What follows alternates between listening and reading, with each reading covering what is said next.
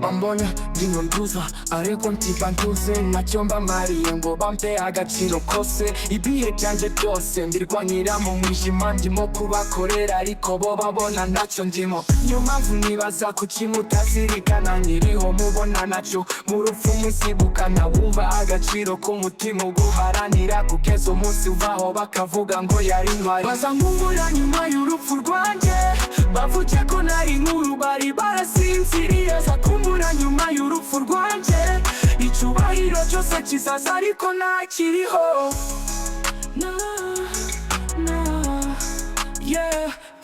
Nabanye namwe mumbona ntacyo ndicyo, ariko mwumva isoni iyo mbaye amateka. Trap beat iravuga umutima wanjye urasuka, amarira yanyu n'ay'ubusa nimumbona ntakiriho. Bambwiraga amagambo mwakandaga umutima, none urupfu rwanjye nirwo ruzabaha isomo.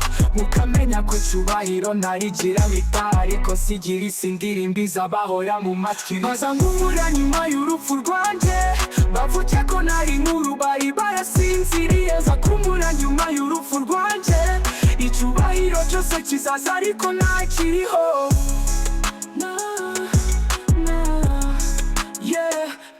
Ntabwo ari urwango ahubwo ni ukuri, abantu ntibakunda ukuri kugeza igihe udakiriho. Ndandika amateka baririmba ubuzima, urupfu rwanjye nirwo muza attention nyayo.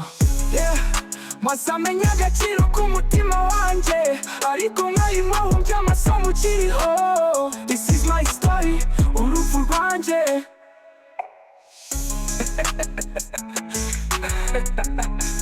Nje ni Jay Stone mukiri bato, bagure mwubahe bagabo banyu kuko hari ikintu uzabakumbura.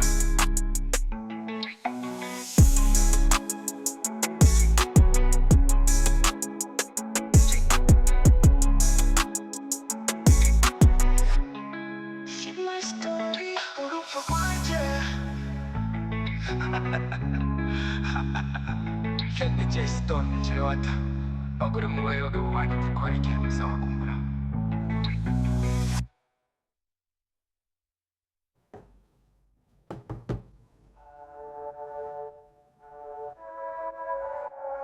Mbona n'umumuna, mbona none n'umubona nanja, ariko mwumva isoni yambaye amateka. Trap beat iravuga umutima wanjye urasuka.